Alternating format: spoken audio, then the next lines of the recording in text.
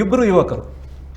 ಯಾಕಂದರೆ ನಾನು ಯಾಕೆ ಈ ಮಾತು ಹೇಳಿದೆ ಅಂದರೆ, ವಿದ್ಯಾರ್ಥಿಗಳಿಗೆ, ಯುವಕರಿಗೆ ಇದರ ಬಗ್ಗೆ ಹೆಚ್ಚು ತಿಳುವಳಿಕೆ ಇರುವಂಥದ್ದು ಮತ್ತು ಕಾಳಜಿ ಇರುವಂಥದ್ದು. ಹಿರಿಯರು ಇರ್ಬೋದು, 60-70 ವರ್ಷದವರು ಕೂತು ಮಾತುಕತೆ ನಡೆಸ್ಬೋದು, ಶಾಲೆಯಲ್ಲಿ ಹಾಗೆ ಮಾಡಿ ಹೀಗೆ ಮಾಡಿ ಅಂತೇಳಿ. ಆದರೆ ಯುವಕರ ಮಾತು ಬಹಳ ಮುಖ್ಯವಾದ್ದು. ಆದ ಕಾರಣ ಜನಧ್ವನಿಯಲ್ಲಿ 2 ಯುವಕರನ್ನು, ಅದರಲ್ಲೂ ನೀವು ವಿದ್ಯಾರ್ಥಿ ಸುಜೀತ್ ಅವರೇ, ನಿಮಗೆ ಅದರ ಬಗ್ಗೆ ಹೆಚ್ಚು ವಿಚಾರಗಳು ಗೊತ್ತಿದೆ. ಈಗ ABVP ಮತ್ತು ಹಿಜಾಬ್ ಈ ವಿಚಾರಕ್ಕೆ ಬಂದಾಗ, ABVP ಅಂತ ಬಹಳಷ್ಟು ವಿಚಾರಗಳನ್ನು ನಾವು ಕೇಳಿದ್ದೇವೆ. ABVP ಏನು ಕೆಲಸಗಳನ್ನು ಮಾಡ್ತಾ ಇದೆ ಅಂತ 2 ವಿಚಾರ.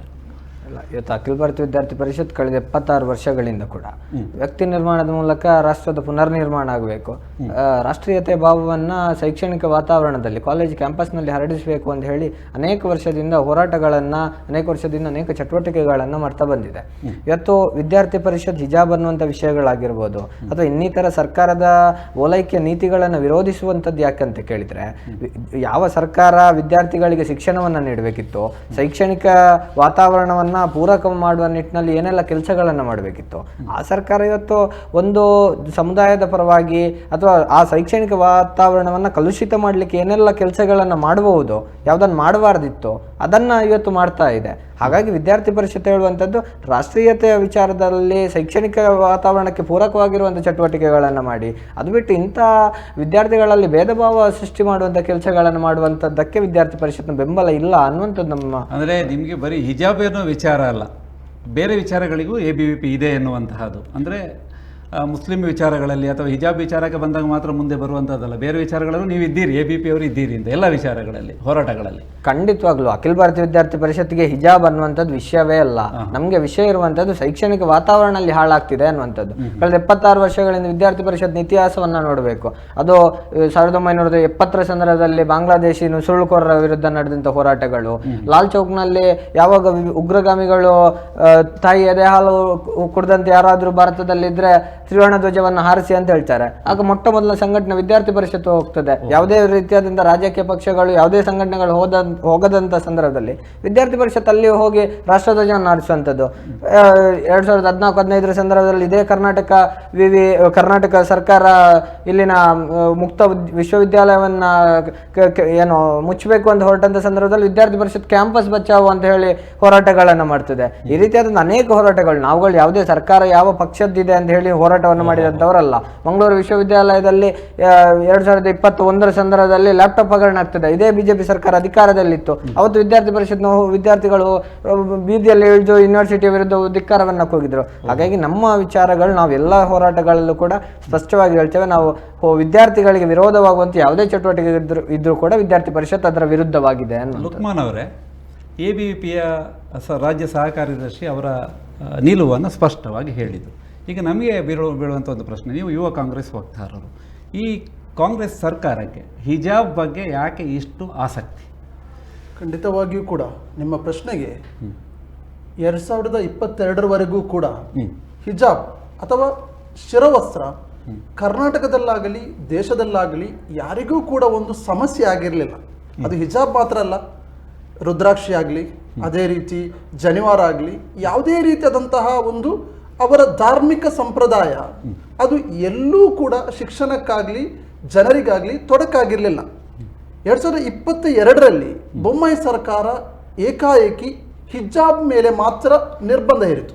ನೀವು ಗಮನಿಸಬೇಕು, ಅಲ್ಲಿ ಮಾರ್ಜಿನೈಸ್ ಮಾಡಿ ಅದು ಮತ ಧ್ರುವೀಕರಣದ ಒಂದು ಕಾರಣ ಆಗಿರ್ಬೋದು. ಅವರು ಏನು ಮಾಡಿದ್ರು, ಒಂದು ಧಾರ್ಮಿಕ ಒಂದು ಸಂಕೇತಕ್ಕೆ ಅವರು ವಿರುದ್ಧ ಮಾಡಿದರು. ಆದರೆ ಈಗ ಸನ್ಮಾನ್ಯ ಶ್ರೀ ಸಿದ್ದರಾಮಯ್ಯರವರ ಸರ್ಕಾರ ರೈಟ್ ಟು ಎಜುಕೇಶನ್, ಅಂದರೆ ಸಂವಿಧಾನ ಶಿಲ್ಪಿ ಅಂಬೇಡ್ಕರ್ ಅವರು ಹೇಳಿದಂತಹ ರೈಟ್ ಟು ಎಜುಕೇಶನ್ ಆಗಲಿ, ಅದೇ ರೀತಿ ಫ್ರೀಡಮ್ ಆಫ್ ರಿಲಿಜಿಯಸ್ ಆಗಲಿ, ಇದರ ಆಧಾರದ ಮೇಲೆ ಮತ್ತೆ ವಿದ್ಯಾರ್ಥಿನಿಗಳಿಗೆ ಶಿಕ್ಷಣದ ಅವಕಾಶವನ್ನು ಕೊಟ್ಟಿದೆ ಅಂತ ನಾನು ಈ ಸಂದರ್ಭದಲ್ಲಿ ಹೇಳಲು ಬಯಸ್ತೇನೆ. ಮುಖ್ಯವಾಗಿ ನಾನು ಹೇಳ್ತೀನಿ, ಶಿಕ್ಷಣದ ಹಕ್ಕನ್ನು ಕಾಂಗ್ರೆಸ್ ಸರ್ಕಾರ ವಿದ್ಯಾರ್ಥಿನಿಯರಿಗೆ ನೀಡಿದೆ. ಇದರಲ್ಲಿ 1.5 ಮೀಟರ್ನ ಒಂದು ವಸ್ತ್ರ ಒಂದು ವಿದ್ಯಾರ್ಥಿನಿಯರಿಗೆ ತೊಡಕಾಗಬಾರದು ಎಂಬಂಥ ನಿಟ್ಟಿನಲ್ಲಿ ನೀವು ನೋಡಬಹುದು, ನಮ್ಮ ದೇಶದ ಪ್ರಧಾನಿಗಳು ಬೇಟಿ ಬಚಾವೋ ಬೇಟಿ ಪಡಾವೋ ಅಂತಹ ದೊಡ್ಡ ಆಂದೋಲನ ಈ ದೇಶದಲ್ಲಿ ಮಾಡಿದರು. ಅದೇ ರೀತಿ ನಾವೆಲ್ಲರೂ ಆಗಿನ ಕಾಲದಿಂದಲೇ ಕಲಿತಂದು ಬಂದಂಥ ಒಂದು ವಿಷಯ ಆಗಿದೆ, ಹೆಣ್ಣೊಂದು ಕಲಿತರೆ ಶಾಲೆಯೊಂದು ತೆರೆದಂತೆ ಎಂಬಂತಹ ವಿಷಯ. ಹೀಗಿರುವಾಗ ಒಂದು ಹಿಜಾಬ್ ಆಗಲಿ ಅಥವಾ ಇನ್ನಿತರ ಯಾವುದೇ ಒಂದು ವಸ್ತು ಆಗಲಿ ಒಂದು ವಿದ್ಯಾರ್ಥಿನಿಯ ಶಿಕ್ಷಣಕ್ಕೆ ತೊಡಕಾಗಬಾರದು. ರೈಟ್ ಟು ಎಜುಕೇಶನ್, ಎಲ್ಲರಿಗೂ ಸರ್ವ ರೀತಿಯಾದಂತಹ ಶಿಕ್ಷಣ ದೊರಕಬೇಕು ಎಂಬಂತ ನಿಟ್ಟಿನಲ್ಲಿ ಸಿದ್ದರಾಮಯ್ಯ ಅವರ ಸರ್ಕಾರ ನಿರ್ಬಂಧವನ್ನ ತೆಗೆದುಹಾಕಿದೆ ಅಷ್ಟೇ. ಇಲ್ಲಿ ಹೊಸದಾಗಿ ಒಂದು ಹಿಜಾಬ್ ವಿವಾದವನ್ನಾಗಲಿ ಇನ್ನಿತರ ವಿವಾದವನ್ನಾಗಲಿ ಖಂಡಿತವಾಗಿ ಕೂಡ ಕಾಂಗ್ರೆಸ್ ಸರ್ಕಾರ ತಂದದ್ದಲ್ಲ. ಈ ಹಿಂದೆ ಬೊಮ್ಮಾಯಿ ಸರ್ಕಾರ ಮತ ಧ್ರುವೀಕರಣ ಮಾಡಲು ತಂದಂತಹ ಒಂದು, ಇಲ್ಲಿ ರಾಜ್ಯದಲ್ಲಿ ಧರ್ಮದಂಗಲ್ ಸೃಷ್ಟಿಸಲು ತಂದಂತಹ ಒಂದು ವಿವಾದವನ್ನ, ಆ ತೊಡಕನ್ನ ನೀಗಿಸಿದೆ ಅಷ್ಟೇ. ಅಲ್ಲ, ನನಗೆ ಒಂದು ಪ್ರಶ್ನೆ ನೀವು ಹೇಳಿದ್ರಿ, ಹಿಜಾಬ್ನ ಮೂಲಕ ಅವರು ವಿದ್ಯಾರ್ಥಿಗಳು ಹೆಚ್ಚೆಚ್ಚು ಶಾಲೆಗೆ ಬರ್ತಾರೆ, ಎಜುಕೇಶನ್, ರೈಟ್ ಎಜುಕೇಶನ್ ಅಂತ ಹೇಳಿ.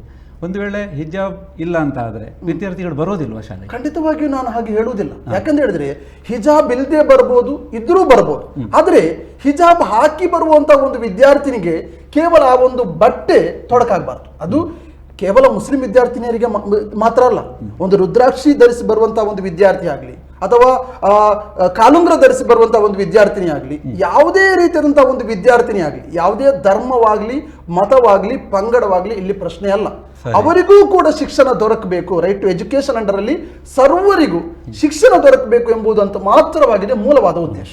ನೋಡಿ ಸುಜಿತ್ ಅವರೇ, ನಾವು 20-30 ವರ್ಷಗಳ ಹಿಂದೆ ಅಥವಾ 40 ವರ್ಷಗಳ ಹಿಂದಿನ ಸಮಯವನ್ನು ನೋಡಿದರೆ ಈ ಎಲ್ಲ ಡಿಸ್ಪ್ಯೂಟುಗಳು, ಕಾಂಪ್ಲಿಕೇಶನ್ಗಳು ಇರಲಿಲ್ಲ. ಅವರವರಿಗೆ ಬೇಕಾಗಿರೋದನ್ನು ಧರಿಸಿಕೊಂಡು ಅವರ ಸಂಸ್ಕೃತಿಯನ್ನು ಪಾಲನೆ ಮಾಡ್ತಾಯಿದ್ರು. ಈಗ ಯಾಕೆ ABVP ಅಥವಾ ಬಿ ಜೆ ಪಿ ಜೊತೆ ABVPಯನ್ನು ಸೇರಿಸೋದಿಲ್ಲ? ಅದರ ಬೇರೆಯೇ ಪ್ರಶ್ನೆ ಅದು. ABVP ಅವರು ಯಾಕೆ ಅದನ್ನು ವಿರೋಧಿಸ್ತಾ ಇದ್ದಾರೆ? ಹಿಜಾಬ್ ಹಾಕಿದ್ರೆ ಏನು ಸಮಸ್ಯೆ ನಿಮಗೆ? ನೋಡಿ, ಒಂದು ನಿಮ್ಮ ಪ್ರಶ್ನೆ ಮತ್ತು ಇವರ ಪ್ರಶ್ನೆಗೆ ಎರಡನ್ನು ಸೇರಿಸಿ ಉತ್ತರ ಕೊಡುವಂಥದ್ದು. ABVPಗೆ ಹಿಜಾಬ್ನ ಈಗಾಗಲೇ ನಾವು ಸ್ಪಷ್ಟಪಡಿಸಿದಾಗೆ ಈ ಹಿಂದೆ 20 ವರ್ಷಗಳ ಹಿಂದೆ ಆಗಿರ್ಬೋದು, 30 ವರ್ಷಗಳ ಹಿಂದೆ ಹಿಜಾಬ್ ವಿಷಯಗಳು ಯಾಕೆ ಪ್ರಚಲಿತದಲ್ಲಿ ಇರಲಿಲ್ಲ ಅಂತ ಹೇಳಿದ್ರೆ, ಹಿಜಾಬ್ ಹಾಕೊಂಡು ಬರ್ತೀವಿ ಅನ್ನುವಂಥ ಪದ್ಧತಿಗಳು ಶಾಲಾ ಕಾಲೇಜುಗಳ ಒಳಗಡೆ ಬಂದಿರಲಿಲ್ಲ. ನಾವು ಕೇಸರಿ ಶಾಲ್ಗಳನ್ನು ಹಾಕೊಂಡು ಬರ್ತೇವೆ, ನಾವು ಹಿಜಾಬ್ಗಳನ್ನು ಹಾಕೊಂಡು ಬರ್ತೇವೆ ಅಂತ ಹೇಳಿ. ಯಾಕಂದ್ರೆ ಯಾವ ಸರ್ಕಾರಗಳು ಕೂಡ ಹಿಜಾಬ್, ಕೇಸರಿ ಶಾಲುಗಳನ್ನ ಮತ ಧ್ರುವೀಕರಣಕ್ಕಾಗಿ ಬಳಸಲಿಲ್ಲ.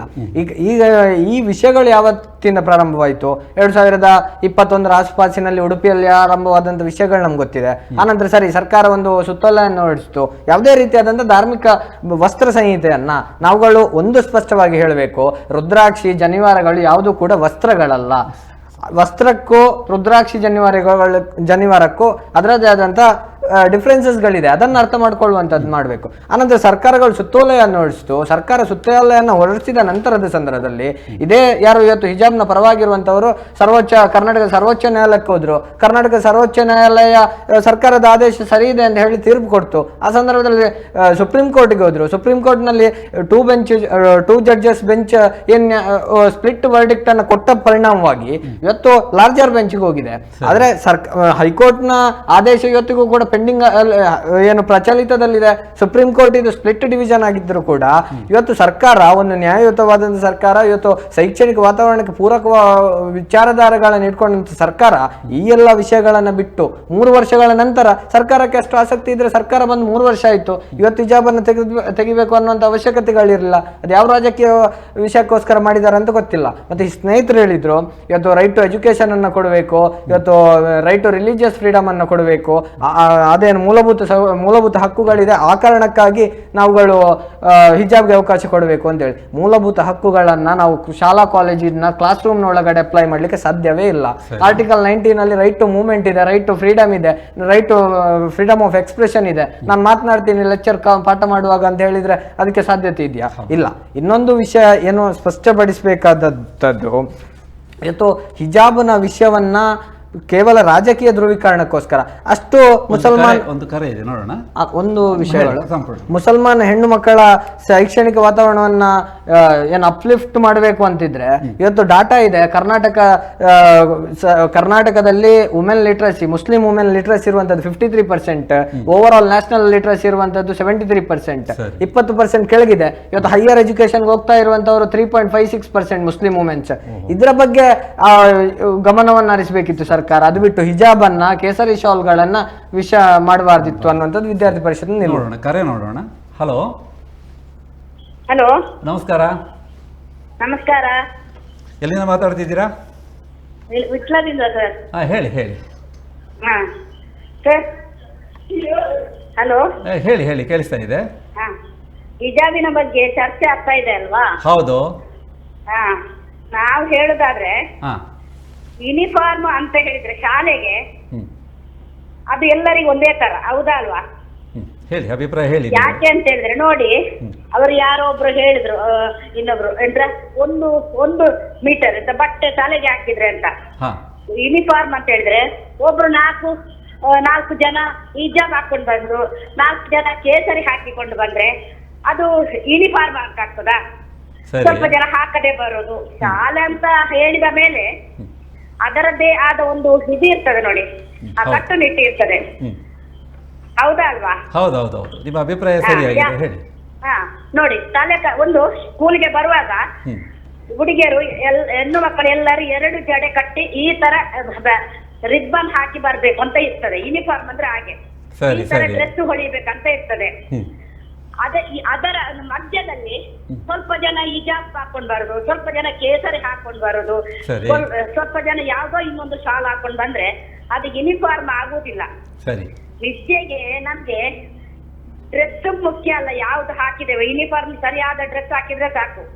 ಆದ್ರೆ ವಿದ್ಯೆ ಎಲ್ಲರೂ ಕಲಿಬೇಕು. ಅಂದ್ರೆ ನೀವು ಹೇಳೋದು ಡ್ರೆಸ್ ಅನ್ನೋದು ಮುಖ್ಯವಲ್ಲ, ವಿದ್ಯೆ ಅನ್ನೋದು ಬಹಳ ಮುಖ್ಯ, ವಿದ್ಯೆಯ ಕಡೆ ಪ್ರಮುಖವಾಗಿ ಮುಖ್ಯ. ಆದ್ರೆ ಹಿಜಾಬ್ ಯಾಕೆ ಅಂದ್ರೆ ಹೇಳಿದ್ರೆ, ಯಾಕೆ ಹಿಜಾಬ್ ನಾವು ಹೇಳ್ಬೇಕು? ನೋಡುವ, ಮಾತಾಡು ಅದರ ಬಗ್ಗೆ.